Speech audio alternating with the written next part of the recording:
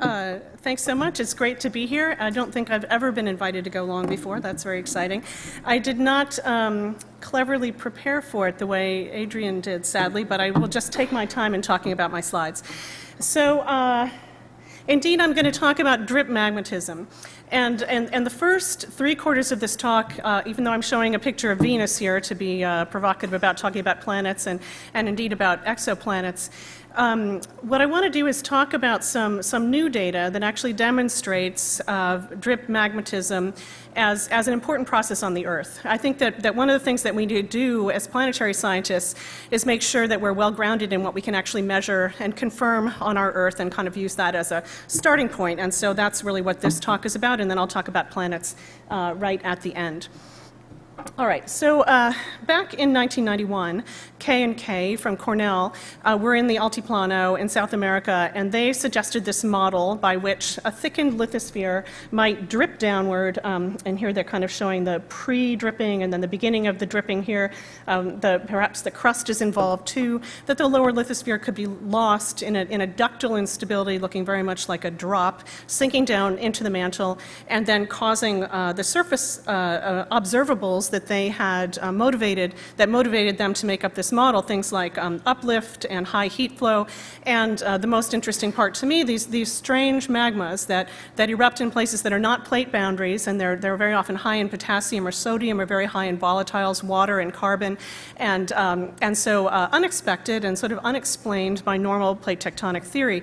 And I got very interested in this years ago in my graduate career, and began to think about it. And so this is our more maybe detailed model of what might be happening. So at the top you see in blue what would be considered the plate, the lithosphere, and here is a dripping instability. It creates an annulus of high topography around itself, formed briefly, but ductile flow really prevents making an arching bottom of the lithosphere, and so that kind of idea really doesn't work very well if it's a ductile process. It really ends up largely flat. Sometimes if there are lots of drips, you can thin the lithosphere a little bit, but you're not going to get that big arch into which the asthenosphere is going to rush. And so when you're running numerical models, that kind of takes away one of the melting mechanisms that had been proposed. So before I continue through this slide, let me point out what's important about this and why we would be interested in studying it.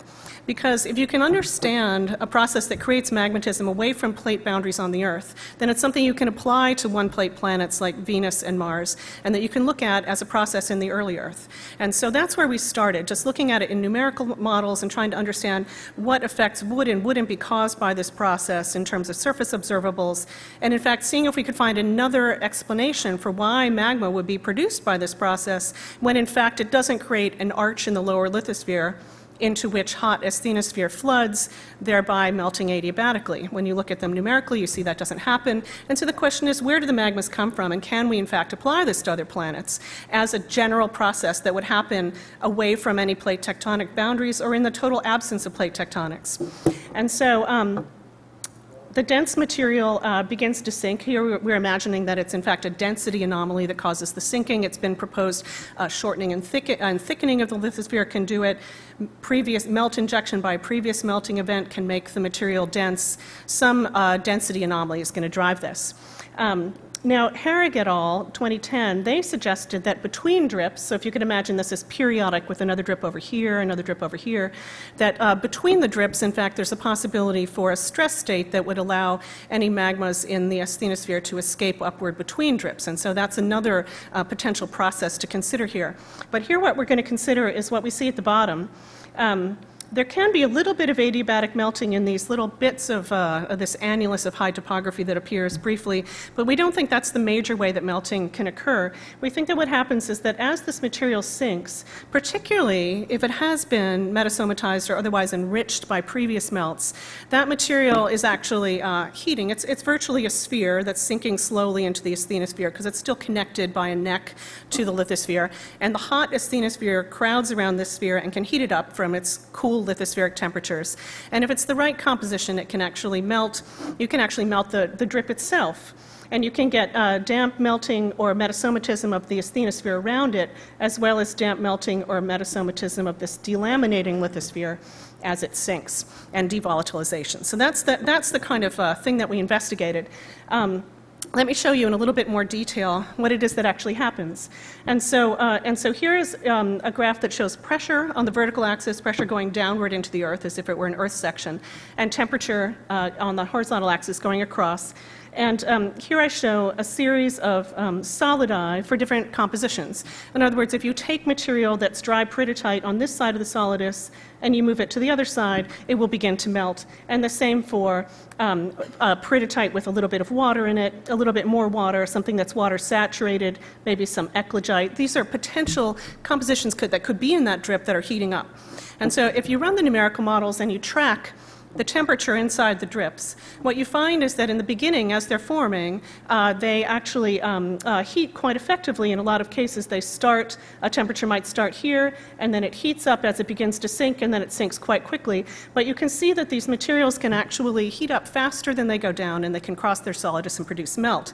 And so our model suggested that this orange area here is where melting could occur, and the black dots there are the pressure and temperature that have been inferred from the compositions of these magmas where they appear around the world today.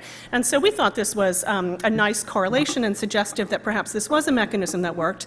But frankly, and this has been nicely articulated by Deanna and by Adrian, that of course, correlation is not causation, and these are models that are not fully, realistic, and so we take this all with a grain of salt, and it was a nice study at the time. But here's the part that I really wanted to present today. That very rapidly people figured out a way to test this, bless their hearts, and so this was something that was suggested by Holbing and Grove the year that we published this, that you could actually test for the pressure of melting by measuring the compositions of these magmas, by looking at their normative olivine content, the composition of the magma. And if that olivine content was low, that was a relatively low pressure of melting. And if the content was high, you would have a high pressure of melting. And the chromium content of the lavas that result are similarly a proxy for extent of melting, from low extent of melting at low chromium to high extent of melting. Now, the thing that's novel about this process is that melting progresses as the drip sinks. And so as the drip sinks, melting goes to higher and higher extents. And there's really not another process on Earth where you get that kind of process. Most melting is adiabatic decompression melting at mid-ocean ridges, where melting extent goes up as pressure goes down. And so a drip magmatism would have this trend, and adiabatic decompression would have that trend. And so indeed, am I missing a slide? Oh, okay. Can we go back one then? Sorry. I went doing this in a different order than I remembered in my head. So I applied this to the young magmas in the Sierra Nevada, because this is one of the locations this has been suggested. There are these beautiful lavas that have erupted up onto the top of the Sierra Nevadan batholith. They're kind of like chocolate frosting on the top of the white cake of the batholith. And it's a bit unexpected because it's after subduction had ended. And so it's long been suggested by others than myself that dripping had occurred under the Sierra Nevada, and that those magmas could be the result of drip magmatism. And so indeed that works. And so here's olivine on the vertical axis and chromium on the horizontal.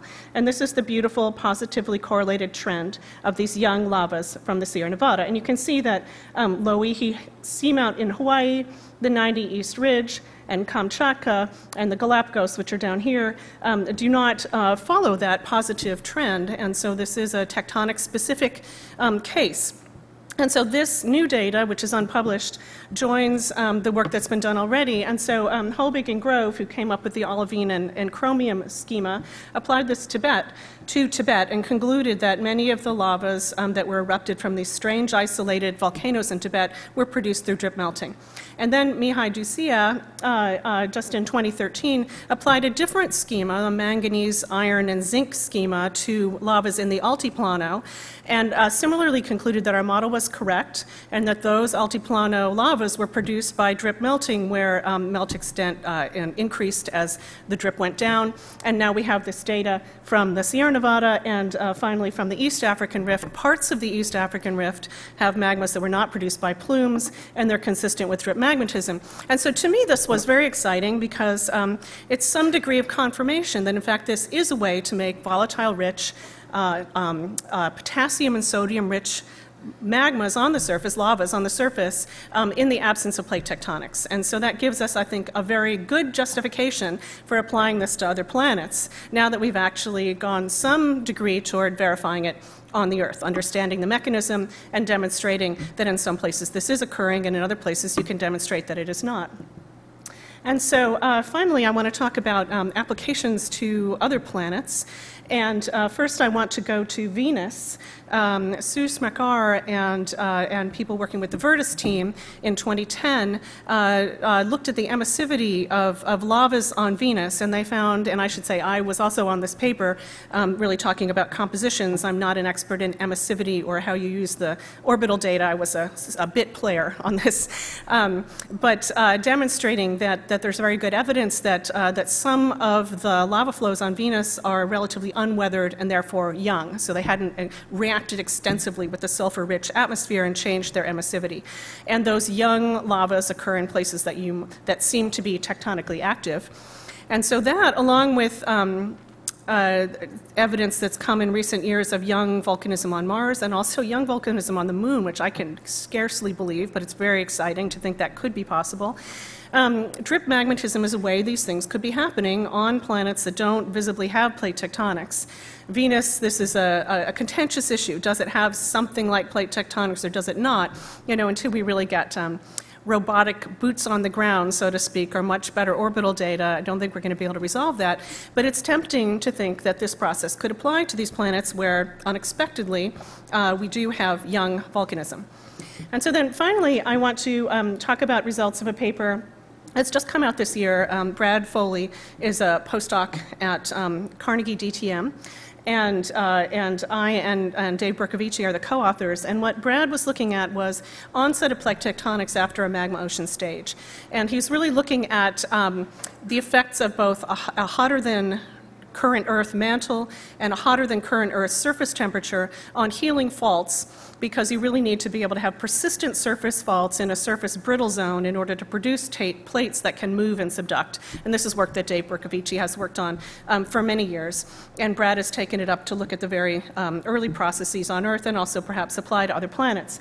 And so what you're looking at here is plate velocity on the vertical axis versus mantle temperature on the horizontal axis. And the three lines in color are surface temperature lines. And the point is that when the temperatures are very high, they heal the faults before they can really become established plates. And what Brad concludes, now this bottom green line is a line that is pertinent for Venus's surface temperature, and you can see there's a tremendous amount of plate healing going on and very little in the possibility of plate tectonics, maybe very sluggish plate tectonics. But what his models imply is that they wouldn't be more than a fraction of a centimeter per year, and probably not maintainable. And so we suggest that something that's like drip magmatism, is a much more likely process on Venus today, in between any episodic resurfacing events similar to what Adrian was talking about. And similarly, Brad looked at the first several 100 million years of the Earth after a putative final magma ocean stage, and he found that something that he calls proto-plate tectonics would occur within 100 million years of the freezing of the magma ocean, so very, very early on. And in this kind of proto-plate tectonics regime, there would be diffuse plate boundaries, and the material that was going down would really go down in the form of big drips. And so it's highly pertinent to look at those drips, because they indeed could produce volatile-rich melts that would erupt onto the surface and provide new lava for reaction with the atmosphere and a quick drawdown of carbon. And so even in that pre-plate tectonic regime, even pre-episodic resurfacing regime, there is the chance for both atmospheric mediation through lava weathering and I would add, importantly, recycling of volatiles into the mantle.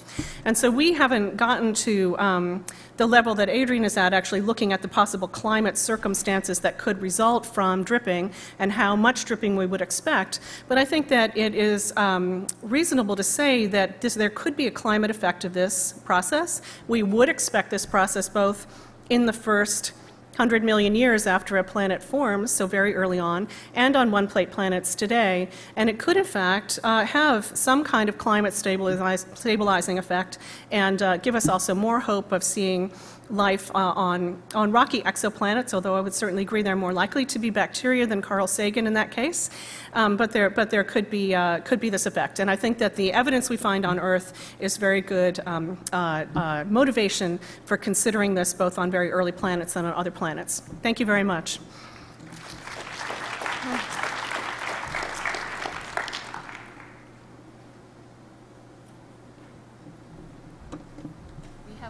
We have plenty of time for questions, and surely that was a very stimulating talk that we have some questions for. So, hey, Ben. Hello. So it seems like a prerequisite for getting significant melting during drip magnetism is having something that's prehydrated, and so that when it dehydrates, you can get magnetism. And plate tectonics is very good at providing focus regions of hydration, and so it makes sense on the Earth. But I'm wondering how that sort of necessity for volatiles would play into something like drip magnetism on Venus Sure. or the Moon, considerably more dehydrated bodies. That's right. That's right. Right. So I really have two answers for that. One is that it doesn't have to be water. It has to be any incompatible element. So it could be carbon, and it could indeed be even sulfur. It could be fluorine. It could be the potassium and sodium. You know, there are many different ways to make that rock easier to melt. And so one way that that material can be placed into the lithosphere on any planet is through melting of plumes, for example, and it's proposed by, for example, Smekar and Stofan that there are as many as 10 plumes on Venus. And since Venus's crust really consists of previous basaltic lava flows, you know, presumably all the way down, piled up, there's every reason to think that its lower lithosphere would be both enriched in incompatible elements and also unstable. And so then the other thing to think about in that scenario is that I think that all of us who have worked on magma ocean solidification scenarios agree that you can't fully dry out the interior of a planet. And so you're going to have some degree of incompatible elements in there to begin with. You don't need plate tectonics to put water in the mantle. There's going to be some water there already, and also carbon. And so a question that many of us struggle with is how much carbon and how much water and how much of these other incompatible elements is there inside of Venus today? And I don't see any way to have completely dried it out. It's just, I think as we all know, thermodynamically very difficult to perfectly dry anything. And since there's evidence in the Venusian atmosphere for loss of something like an ocean over some somewhat indeterminate period of time, presumably Venus is also still degassing.